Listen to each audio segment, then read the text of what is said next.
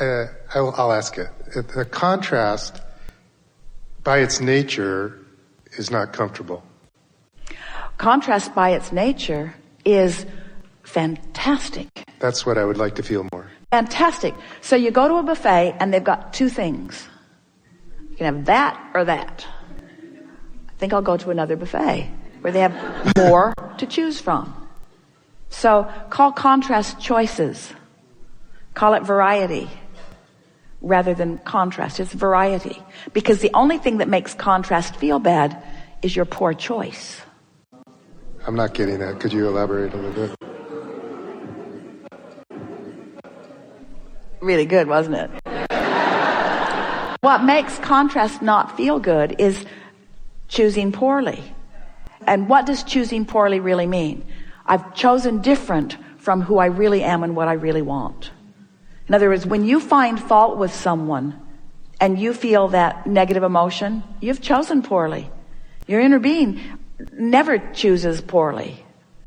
And that's a wonderful thing, because your inner being is always a vibrational match to the furthest, most expanded part of you. And when you choose less than that, so contrast in and of itself conceptually is a really good thing. Call it variety. But diverging from my furthest, most expanded beingness doesn't feel good. So don't call it contrast that doesn't feel good. It's choosing a vibration that doesn't allow the fullness of who I am that doesn't feel good. What's going to happen to you? After you've spent a few days, and you will, it is our promise to you, more substantially every day flying high, and the benefit of it you'll find yourself clearer about things than you've ever been, more coordinated, more words on the tip of your tongue, more satisfaction in conversations with friends, just a more dynamic, more good feeling, exhilarating life, just like you intended when you came. And you've all had those experiences, so you know what we're talking about. But more consistently, and therefore more deliberately, you'll be feeling that. And then when that contrast comes and you slip a little bit, you're right, intolerable. In fact, Esther wrote the word intolerable. I will not tolerate this. And she's talking to herself. Why go there and feel this way when that choice is available? And then what comes is a determination, a sort of mindset that, well, I know what to do. First, I'll choose it every morning, do my best to do that every day. That's simple enough. I can do that. And then I'll be aware of how I feel, how I'm feeling. And if I catch myself moving down a train of thought that doesn't feel so good, then I'll draw it back from it and focus somewhere else. And I'll just pay attention.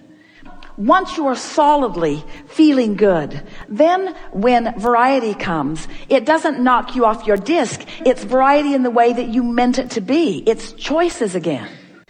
So you're going to get pretty good at realizing that every thought you have that's contrasting doesn't have to feel bad. It can be clarifying. In other words, sometimes in your most aligned state, something else comes into it because it is the same subject. And even though there's resistance in that subject, this is the time for you to lay new pipes about it. You see what we're getting at? So you can't get it wrong. You never get it done. You can't get it wrong. You never get it done. But we want to say to you, it's supposed to be way more fun than most of you are letting it be. It's supposed to be way more fun. We want you to vacillate from so funny you can't tell what the other one is saying to interesting. Just stay up there, mostly, and dip a little for clarification every now and again. You've been through phase one, folks. You don't have to go back to phase one. You don't have to justify or rationalize or defend. And most of all, you cannot explain it to anybody. And those on your disc get you. So if you're on the Omri disc and they're getting you, then what's to talk about anyway? They got you so much, they're there with you. Having the experience with you. That's why you're complaining together. So then Esther began trying to discover the distinction. What's the distinction between complaining and making a request?